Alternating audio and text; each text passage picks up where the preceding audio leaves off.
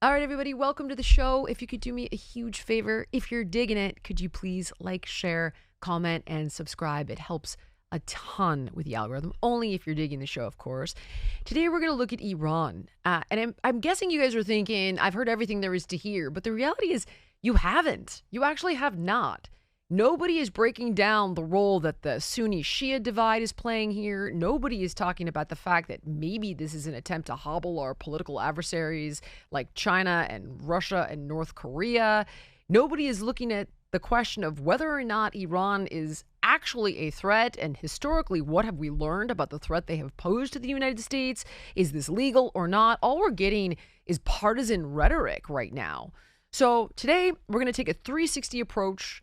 I'm going to give you all the facts, so at the end, you can form your own conclusions. Here we go. Keeping it real with Jillian Michaels.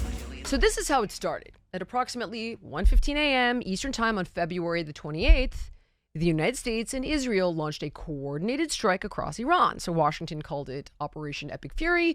Israel called it Operation Roaring Lion. And the opening wave was overwhelming. Tomahawk cruise missiles from U.S. Navy ships, attack-on rockets, B-2 stealth bombers that flew round trip from friggin' Missouri, dropping 2,000-pound precision munitions on ballistic missile facilities and hardened command sites.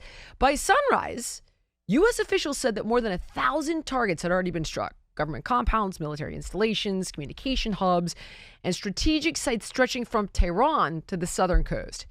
And then we got the headline that changed everything. The Ayatollah is dead.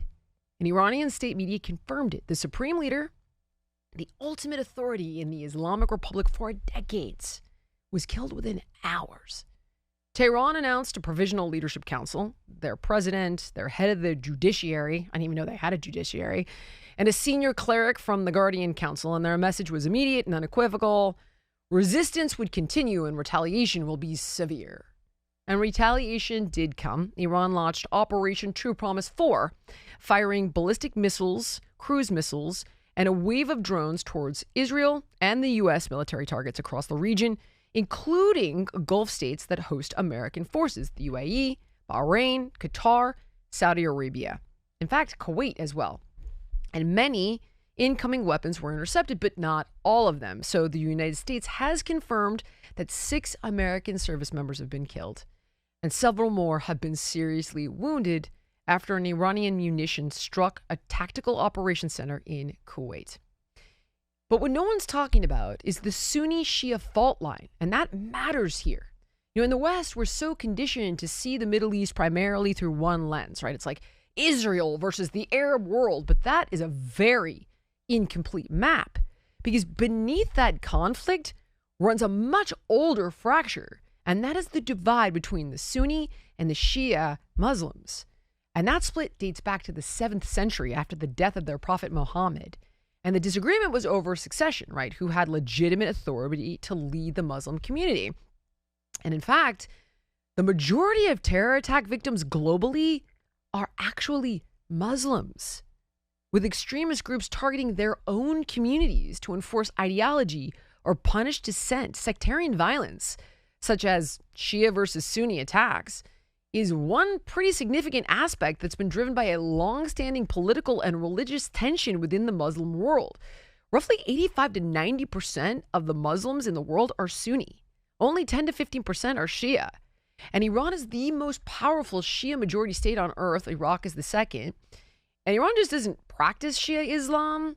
Its revolutionary government is built on Shia clerical authority.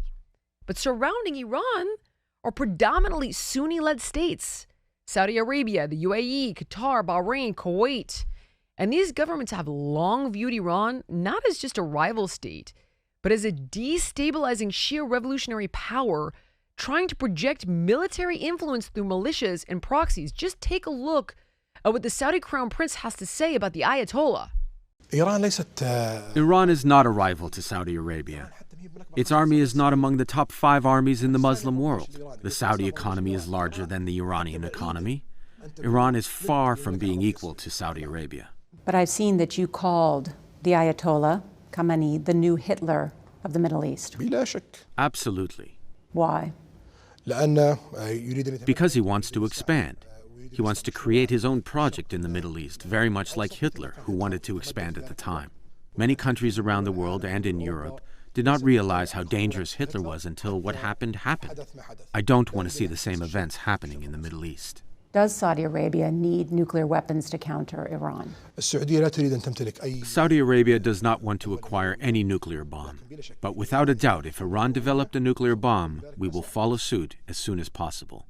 So when Iran launches missiles, it's not just Israel that's calculating risk. It's Riyadh, Abu Dhabi, Doha, Manama. And when the U.S. strikes Iran, those Sunni monarchies face a dilemma because they fear Iranian expansion, but they also fear becoming battlefields in the Shia-Sunni power struggle. So this is not just Israel versus Iran. That is propaganda. This is a regional chessboard that's shaped by 1,400 years of division, one that still dictates alliances, proxy wars, and political survival across the Middle East. And then the war widened again because on March 2nd, after what it called 2 days of strategic patience, Hezbollah, the Islamist terror group in Lebanon, they entered the fight, launching missiles and drones toward northern Israel in retaliation for Khamenei's death. So this is no longer a contained exchange, it's a regional escalation. Now let's jump to the tally. So President Trump stated that the strike decapitated dozens of senior Iranian military and political leaders, including the supreme leader. He also confirmed that 9 major Iranian naval vessels were sunk and the naval facilities were heavily damaged. U.S. and Israeli officials say that Iran's air defense network was severely degraded in the opening hours, which allowed their coalition of aircraft to operate with relative dominance. So you'd think, oh, but we're close to this being over. No, we're not. In fact, the president says that the stated mission continues unabated, warning us that the fighting will likely continue for the remainder of the month, 4 to 5 more weeks. And the focus now is Iran's remaining missile infrastructure, particularly the mobile launchers hidden in the mountainous terrain. And as long as those systems remain operational, the Gulf states and Israel remain within range. Now, publicly, Tehran's new leadership is vowing continued resistance, but privately, there's talk that Iran is signaling through Oman, who is their traditional intermediary, that it might be open to de-escalation. But hovering over every tactical decision is one site that cannot be miscalculated, and that's Bushehr. So unlike Natanz, which is underground and part of Iran's enrichment, uranium enrichment network, Bushehr is an operating nuclear power plant. So a direct strike there doesn't simply, become a military escalation. It could trigger a radiological crisis. So this is where we stand, right? The fight at home immediately erupted with roughly half the country on board and half the country not on board. But what's arguably the most interesting is that the divide isn't actually along party lines. The Democrats have leaned heavily into whether it was legal for us to go in, shocker. The woke progressives believe it's an act of Western imperialism. I know, shocker. Libertarians and some conservatives question whether Iran was actually a threat to the West, and therefore they feel this is a betrayal of the America First agenda. Okay, now, before we evaluate those positions, we need some critical information first.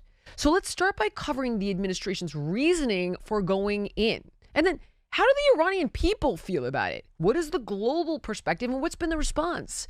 And then the sentiment here at home we'll cover, okay? So the United States did not stumble into this. Trump has been warning about his concerns over Iran getting a nuclear weapon for over a decade. Famously, we've all seen him talk about bombing the shit out of them if need be. Dirty, underhanded people that want to kill our civilians. They want to go after our civilians. They want to kill not only our civilians, all over the world. And it's going to be stopped. It's going to be stopped. Somebody criticized me the other day because they asked me what I do, and I said, I'm going to bomb the shit out of them. It's true.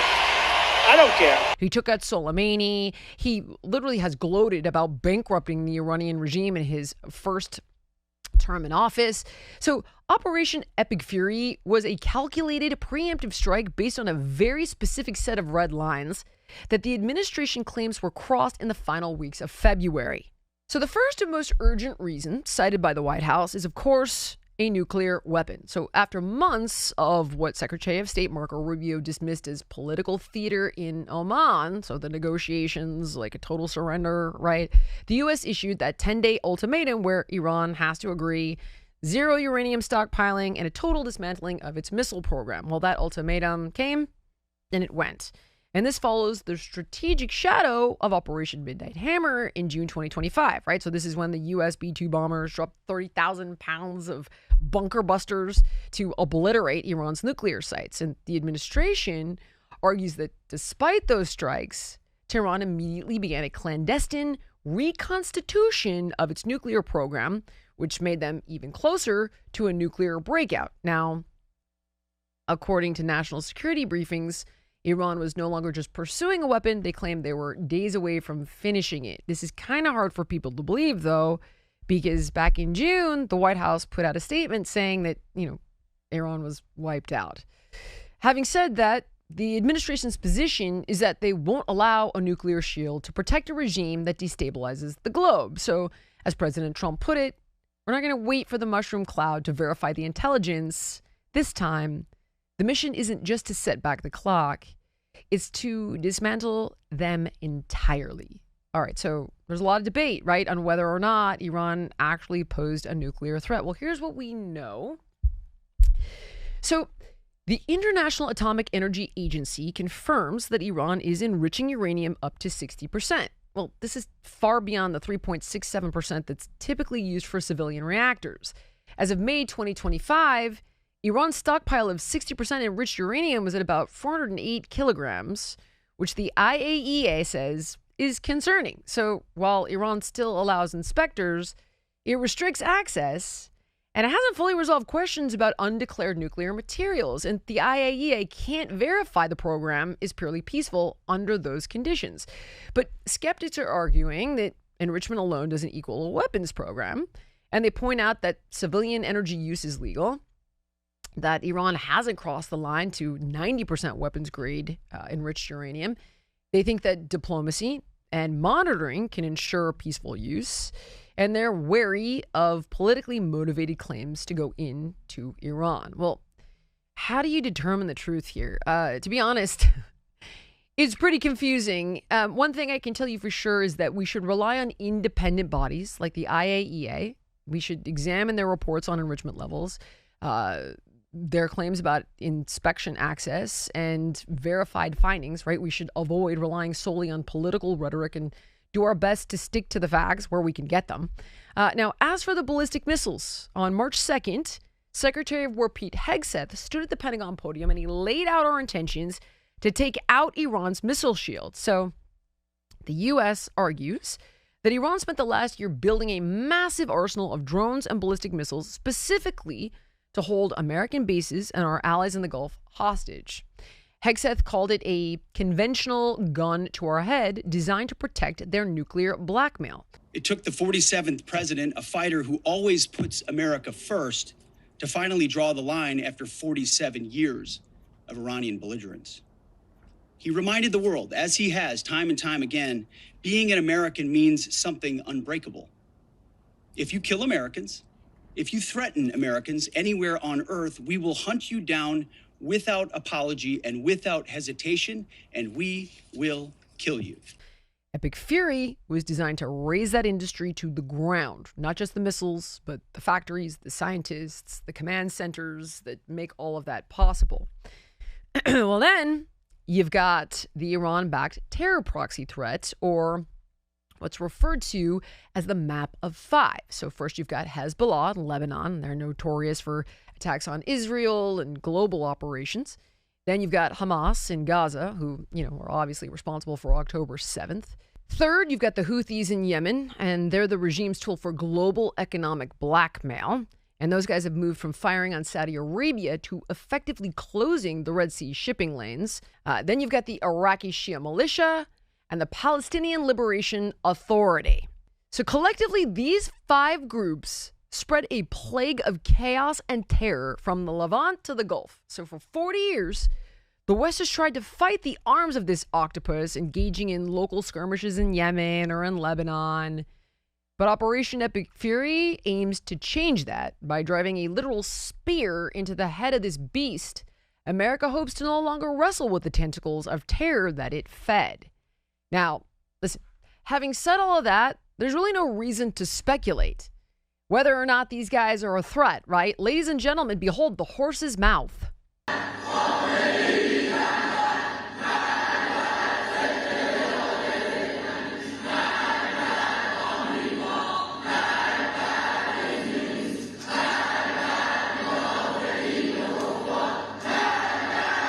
And just in case you think they're all talk, here's a comprehensive list of things that Iran has done to America over the decades.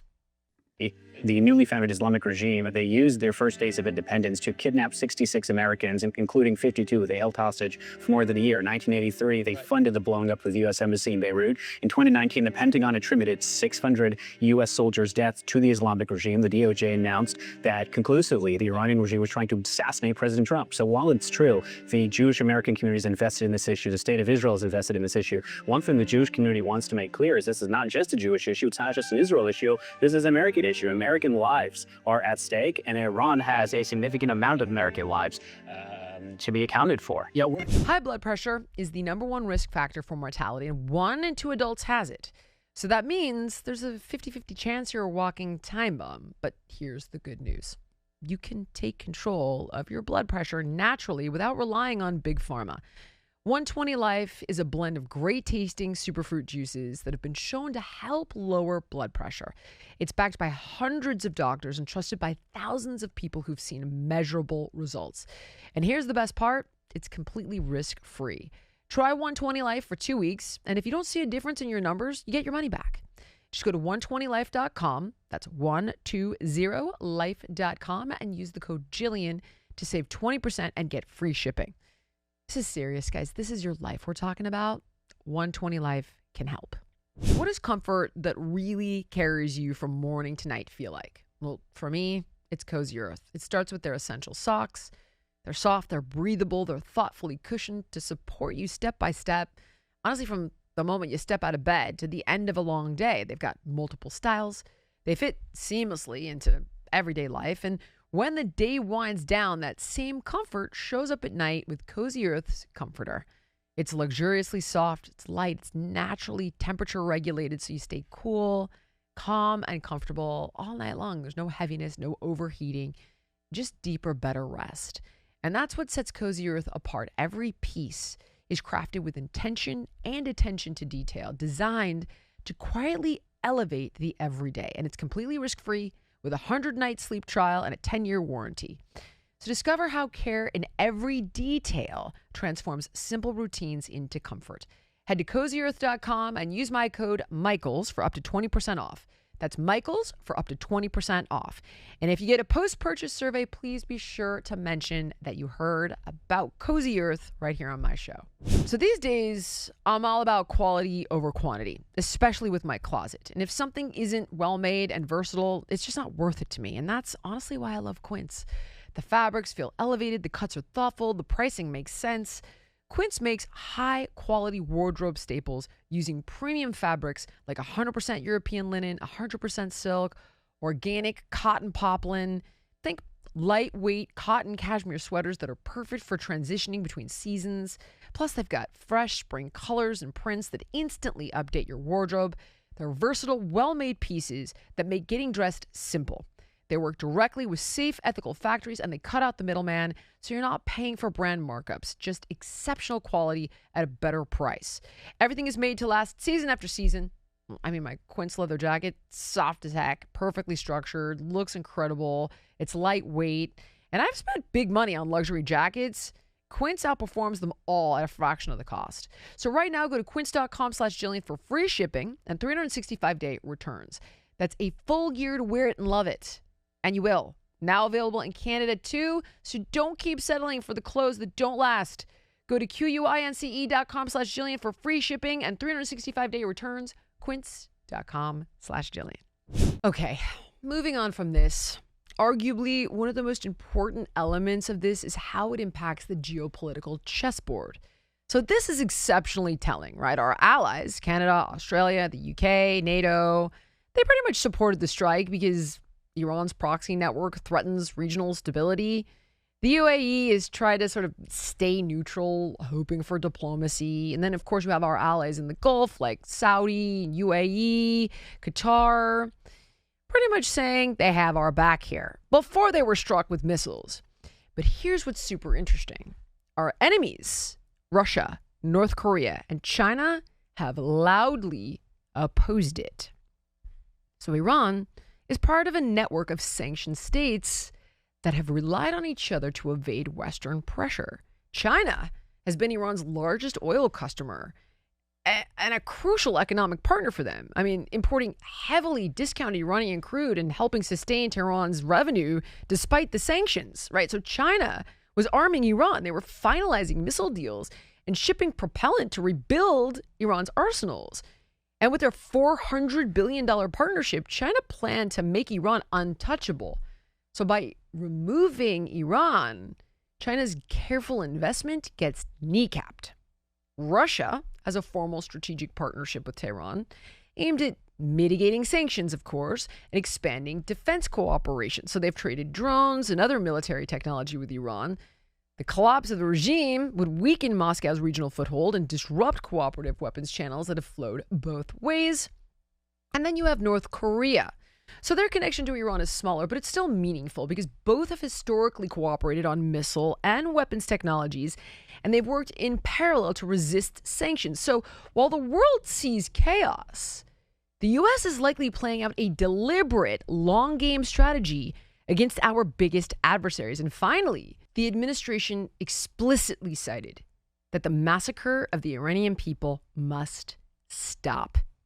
Since the uprising of Iran's people began in 2025, the regime did not just suppress dissent. They conducted what the White House calls a savage one-sided war against their own citizens, with the death toll estimates reaching as high as 40,000. So the president's red line was simple: stop killing your people or we will stop you. By decapitating the leadership and taking out 49 of the regime's top architects, the U.S. claims it's bolstering the historic protest movement and giving the 85% of the country that wants a regime change a fighting chance to take back their country. Take a look.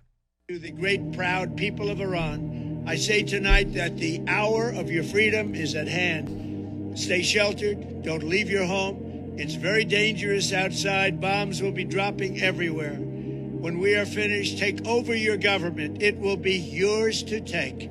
This will be probably your only chance for generations. For many years, you have asked for America's help, but you never got it. No president was willing to do what I am willing to do tonight. Now you have a president who is giving you what you want. So let's see how you respond. America is backing you with overwhelming strength and devastating force. Now is the time to seize control of your destiny and to unleash the prosperous and glorious future that is close within your reach. This is the moment for action. Do not let it pass. So let's talk about those Iranian people. Right? As the hands-off Iran protests at home have already begun in response to the president's actions, I think it's imperative to establish this is not a war with Iran. This is a war for Iran. The Islamic regime is not Iran. Iran is not an Arab country. Iranians are Persian. They are not Arabs. Their primary language is Farsi, not Arabic. Ethnically, culturally, and historically, Persia predates Islam by more than 1,000 years. So before the Arab conquest in the 7th century, the dominant religion was Zoroastrianism. And over the centuries, Iran also developed ancient Jewish and Christian communities that still exist today, albeit in hiding. Now, here's where this whole thing went south.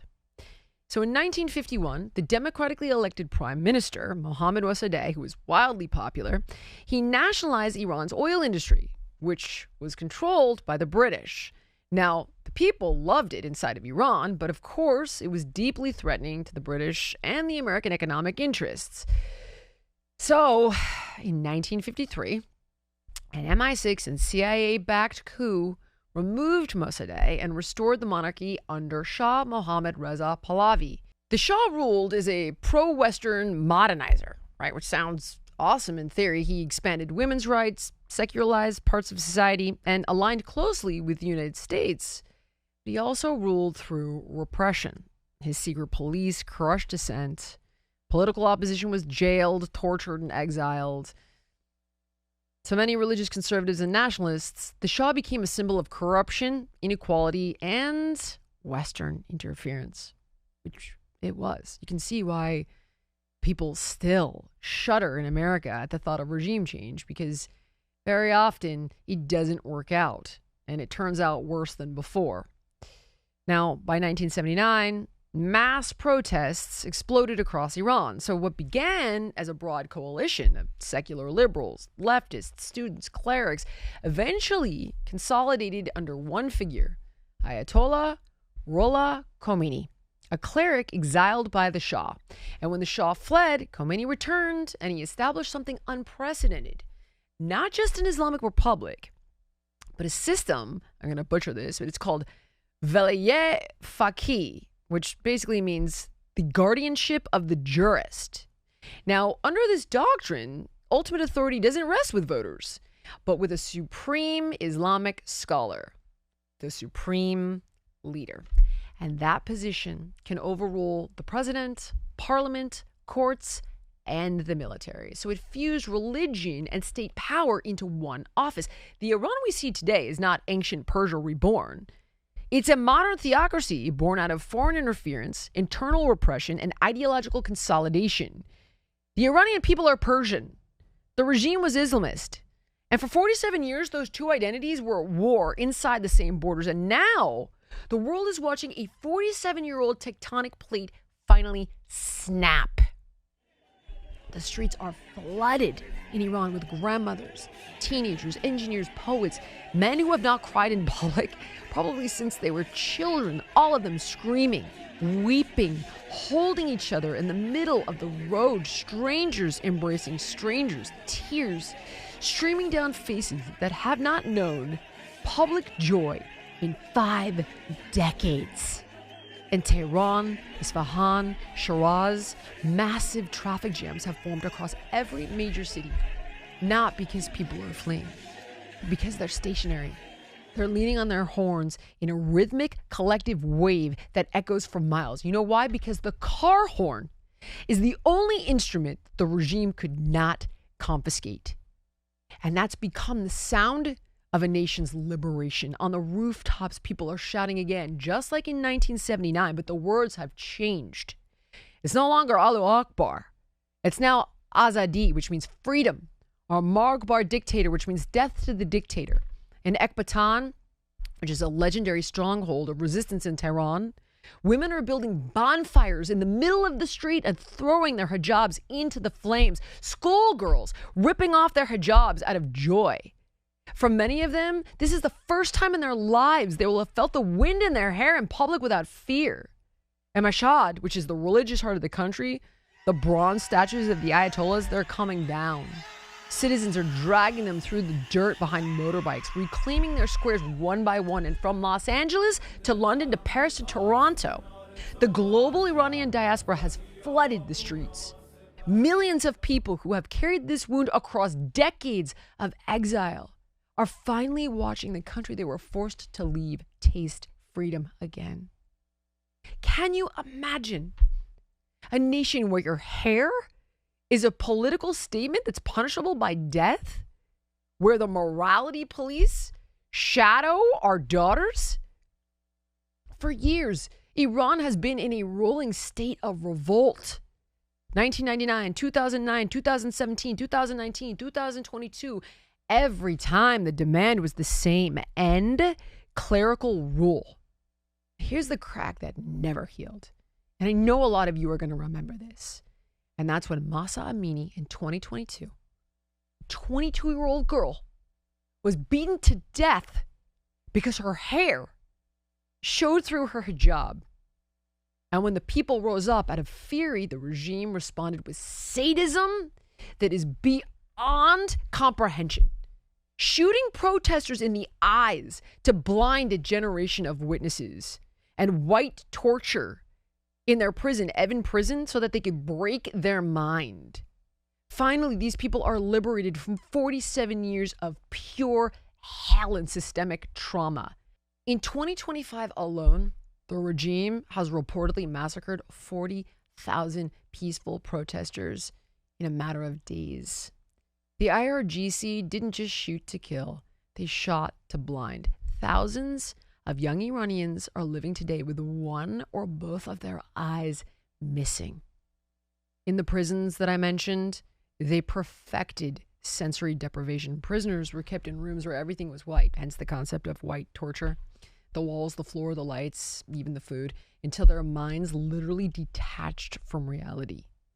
The regime treated the entire population as a bargaining chip for its nuclear ambitions, spending billions on their terror proxies like Hezbollah, while their own Iranian children had no water, no food, no medicine. But those days are over because the Ayatollah is gone.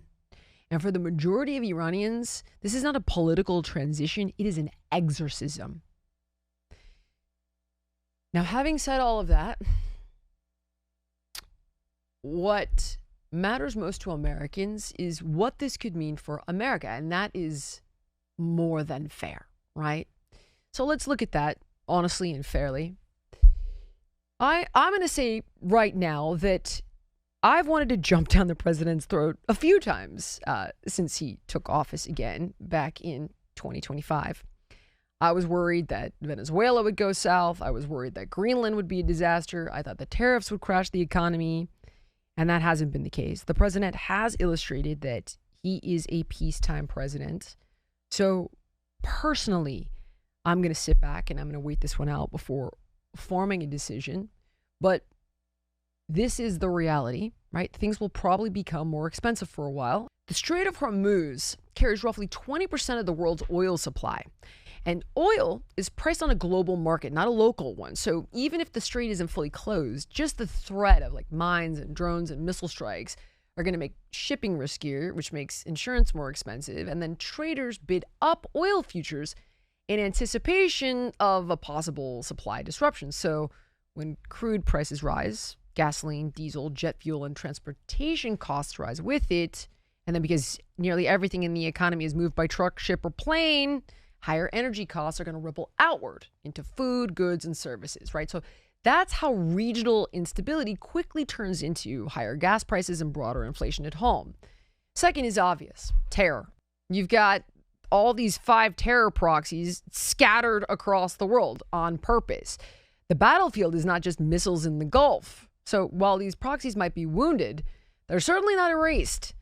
And the concern inside U.S. intelligence circles isn't just a state-to-state escalation, it's lone wolf attacks, proxy retaliation, the targeting of soft targets like transit hubs, embassies, commercial centers, and we're already seeing the grim reality of this unpredictable phase. I mean, you've got the recent shooting at a bar in Austin, Texas, being investigated as a potential act of domestic terror linked to the regime's fall. Now, of course, authorities are looking into the shooter's background, but the bottom line is the guy was wearing a shirt that said property of Allah, okay? This is the venom in the system, a war that's moved from the silos of Iran to the streets of America. Now, the third concern is the power vacuum. So at the moment, this is less about who was killed and more about who's left alive, right? Who inherits Iran? Some worry that with the supreme leader gone, the IRGC might transition into a military junta, right? Abandoning the religious pretense for a purely brutal dictatorship. And then another equally awful possibility is that Mojtaba Khamenei, this is the late Ayatollah's son, that he could take power. And this guy's operated behind the scenes as a power broker with influence over the Revolutionary Guard and intelligence services in Iran. So elevating this guy would preserve the regime's continuity, which would mean continued reign of terror. That would be awful. And the third possible outcome circulating is the return of Reza Pahlavi. So this is the son of the last Shah. And he's been speaking from exile, calling for a democratic transition. Now, here would be his approach. You imagine peace with Israel? Of course. In modern history, Iran actually gave refuge to Jews that were escaping the Nazis during the Second World War, giving them refuge and sanctuary in Iran. The strategic importance of having a partnership with Israel is critical. What are the principles on which you would build a new Iran? I think what today unites us are four core principles that I think is the subject of how we can work together towards that end. Number one is Iran's territorial integrity. Number two is the clear separation of religion from state, which is a prerequisite to democracy, and we paid the price understanding what it means to live under a religious dictatorship. Number three is, of course, equality of all citizens under the law and individual liberties. And most importantly, the process, a democratic process to allow the people to elect and decide what their future system of governance should be. What would happen to the nuclear weapons program? I think it should be totally dismantled. Now, having said all of that, I feel comfortable breaking down the outrage here at home, one meltdown at a time. So the Democrats have taken to Twitter and CNN, raging about how Epic Fury is unconstitutional. Honestly, I mean, I don't even need to call Josh Hammer to help us with this one because it's not. But here's a fantastic explanation of why not. One of the dumbest arguments you can be making is that President Trump is conducting an unconstitutional, unauthorized, and illegal war against Iran. Check out the 1973 War Powers Act. It clearly allows the president to initiate military action even without a congressional authorization of war. In fact, the last time Congress even declared war was in 1942, but we as the United States have fought dozens of wars since 1942, even without congressional authorizations of war. This includes Korea in 1950, Bay of Pigs in 61, Vietnam in 64, Cambodia in 1970, Lebanon in 82, Grenada in 83, Panama in 89, Iraq in 91, Somalia in 93, Bosnia in 95, Kosovo in 99, Afghanistan in 2001, Libya in 2011, Syria in 2014, Yemen in 2015. In fact, during his presidency, it was Obama who authorized U.S. airstrikes in 7 different countries, even without congressional authorization: Afghanistan, Iraq, Libya, Pakistan, Somalia, Syria, and Yemen. President Trump doesn't require congressional approval to conduct military strikes in Iran because he has what's called Article 2 of the U.S. Constitution, which shows that as commander-in-chief of the U.S. military, he has authority to use the U.S. military to protect American interests both at home and abroad. You know who used this? President Obama in 2011. He invoked it when he killed Osama bin Laden in 2011 in Pakistan. So the president is able to strike Iran based on the War Powers Resolution Act of 1973, the 2001 Authorization for Use of Military Force, the AMUF, and, bizarrely enough, Article 51 of the UN Charter, which shows that we have an inherent right of individual or collective self-defense. So you don't have to agree or like with the president's decision to conduct airstrikes in Iran, but to pretend that it's unconstitutional is simply divorced from reality. Send this to a liberal who needs to hear it. Well, that settles that, doesn't it?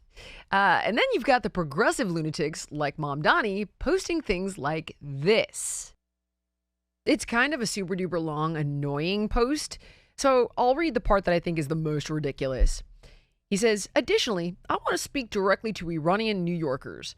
You're part of the fabric of this city. You're our neighbors, our small business owners, students, artists, workers, and community leaders. You'll be safe here.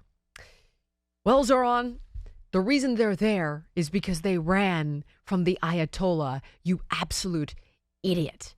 And in fact, this is what the Iranian people think of you. A lot of people picked their Mamdani 47 years ago in Iran, which was Khomeini at that time. If you just listen to what Mamdani said in New York, it's verbatim what Khomeini said 47 years ago in the Islamist lefty committee at that time, and people got fooled because it was at the end of 70s and they just wanted to be hippies and free, and that's how it looked like at that time for Iran. So they picked their Khomeini that was supposed to just come and help people have free everything and give the oil money to How could you say no to free everything? Free and all of that. And you watch what he says. You listen to Mamdani. Trashes are 7 feet high in New York. He just became mayor. But his priorities are to Prophet Muhammad, to Hijrah. He brought Medina, all of these 1,400 years ago. What happened with their prophet? He just brought it to New York. That terrifies me. And then, of course, there's the hands-off Iran protesters in the Blue City bastions. Okay, so this says free Iran, right? Yeah. Okay, so free Iran from what exactly? imperialism, theocracy, racism, and capitalism. Okay, so for theocracy, are you referring to the regime, the Islamist regime? Like, is that what you're referring to the law that was implemented by the Ayatollah Khamenei? Okay. I support him in his anti-imperialist efforts. But I think my favorite is the complete brain-dead morons calling for an Islamist caliphate and Sharia law in America.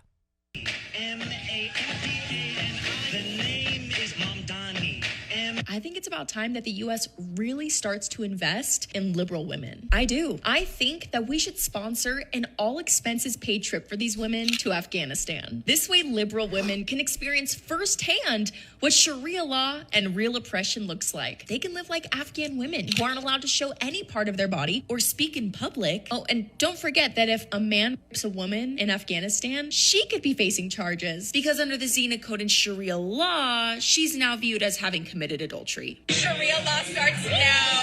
Absolutely. Islamic Caliphate of New York starts today, baby. If we sent these liberal women to Afghanistan, I think we'd see a really great return on investment, you guys. I say we send them because when these liberal women come back, assuming they make it back, they would be so grateful for the freedom that they have in this country, and they would stop pushing this idiotic ideology that Sharia law is actually a good idea. At least one would think. I try so hard not to be tribal and not to attack the other side, but this kind of ignorance is just so frickin' dangerous. It's staggering. Having said that, of course, you've got the Kamalas and the Newsoms admitting that the regime is repulsive, but this is not the way. Here's Gavin Newsom's tweet. The corrupt and repressive Iranian regime must never have nuclear weapons. The leadership of Iran must go. But that doesn't justify the president of the United States engaging in an illegal, dangerous war that will risk the lives of our American service members and our friends without justification to the American people. President Trump is putting Americans at risk abroad because he is unpopular at home. Okay, now hold on. Nobody's dumb here. I just outlined all of the possible reasons why we may have gone into Iran, and there's no question that at least one of them is true, and none of them list being unpopular here at home. So the bigger question that I have for Gavin and Kamala is, what's your plan? Because if you recall correctly, Hillary Clinton and John Kerry gave Iran uranium to enrich for civilian use. That went wrong. And then Obama sent them pallets of cash, and Biden lifted sanctions. Having said all of that, how did it play out? Well, October 7th happened. And in fact, the 2025 Global Terrorism Index reported that the number of countries recording a terror attack increased, with intensified violence from major groups, leading to an 11% rise in deaths in 2024. And what's even crazier is that the mainstream outlets, the Washington Post, described the Ayatollah as avuncular, which means like a lovable uncle, with a, quote, easy smile. You have to be kidding me. Are you guys kidding me? Bill O'Reilly literally wrote an entire book on evil dictators called Confronting Evil. The Ayatollah is on the cover.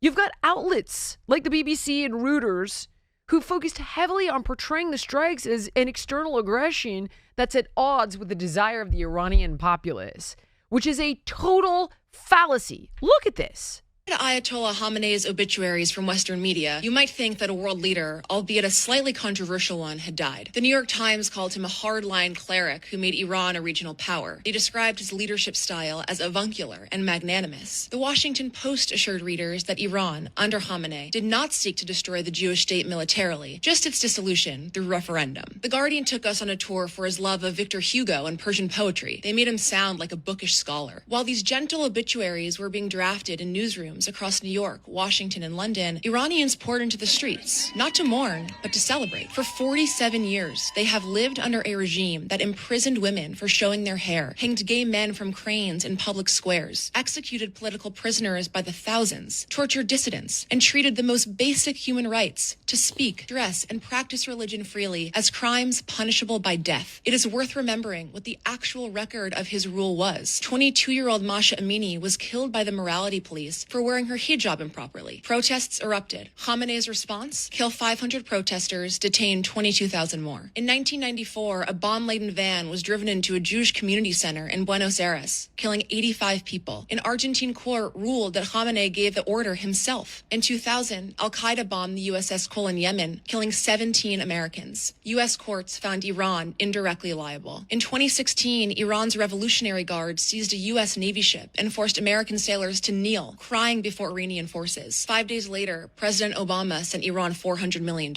After October 7th, roughly 180 attacks on Western forces took place in the region under Khamenei's watch, including a drone strike in Jordan that killed 3 Americans. He built a network of terrorist proxies, Hamas, Hezbollah, the Houthis, and spent decades calling for death to America and death to Israel. That wasn't rhetoric. It was official state policy. There is a reason Iranians are dancing in the streets right now. It is not because they want war. It's because they don't. The Iranian people don't need an obituary to tell them who Khamenei was. He wasn't a cleric or a statesman. He was an evil dictator who terrorized those who believed in basic human rights. The Iranian people have been waiting for this day for decades. They deserve more than sanitized obituaries from newsrooms that never had to live under the regime he built. And they also deserve what we all hope comes next, a free Iran. But I think one of the best ways to see this kind of duality is this clip right here of Erin Burnett lying her ass off on CNN. This timeline of Iran being a few weeks away from a nuclear bomb is in direct contradiction to CNN's reporting. According to U.S. intelligence assessments, Iran is 3 years away from being able to produce a nuclear weapon if they wanted to. So the facts on Iran getting a nuclear weapon do not bear out the claim at the heart of what has put the world on the verge of world war. Iran's uranium may still be intact and in Iranian control, 408 kilograms of it. Now, enough theoretically, according to experts, to make 9 nuclear weapons. It only set back the Iranian nuclear program by months. We got to call it like it is. It's a big deal. Sources tell CNN there is no U.S. intelligence that Iran is building missiles that could soon hit the United States. That's a really big deal. So which is it? Is Iran a threat or not? The answer, guys, is whatever they want it to be. The truth is malleable as long as it serves their agenda. The truth is whatever they tell you, regardless of fact. And this is what's really distressing, because Americans go to war with each other over this kind of bullshit. And what I'm hoping to clear up today is what we actually know and what the actual facts are. And then you make your own decision. Now, the conservatives, they're not super duper happy either. You've got conservatives like Matt Walsh and Megyn Kelly, or libertarians like Dave Smith, who generally feel as follows. Check out this tweet from Matt Walsh. This is a long one. He says, as always, I only support military action anywhere in any context if it directly serves the interest of American citizens. It's troubling that the arguments we're hearing for this war in Iran, including from Trump himself, seem to revolve primarily around bringing freedom to the Iranian people. As Americans, the freedom of Iranians is not our responsibility. If a single American life is lost in the service of that goal, it will be a travesty. What nobody has even come close to sufficiently explaining is how this war will first and foremost directly benefit American citizens. That is a case that needed to have been made clearly and convincingly before this move, and it wasn't. We were also told how this will benefit Israel, and I'm sure it will, but Israel is not America. What does it do for America? How does it help us? That needs to be explained to us. And it isn't panicking or demonstrating disloyalty to demand those very basic answers about how American tax money and potentially American lives are being spent. We hear about the danger of a nuclear Iran, but that's odd because we were told that Iran's nuclear capabilities had already been set back decades. We hear that this war will be over quickly and easily because Iran is powerless, which I hope and pray is the case, and maybe it will be. But that's odd too, because if Iran is such a paper tiger, then how are they a danger to us in the first place? It seems hard to argue both that Iran is an existential threat to the United States and that we can topple them in 20 minutes with no casualties or negative downstream effects. Also, the political calculation really matters here. A huge majority of Americans oppose this. That's just a fact. If it cost Republicans in 26 and 28, then no matter how things work out in Iran, it will have not been worth it. A free Iran at the cost of democratic rule here at home is a bad deal. A free Iran for an unfree America would be just about the worst trade of the century. I'm praying for our great country today.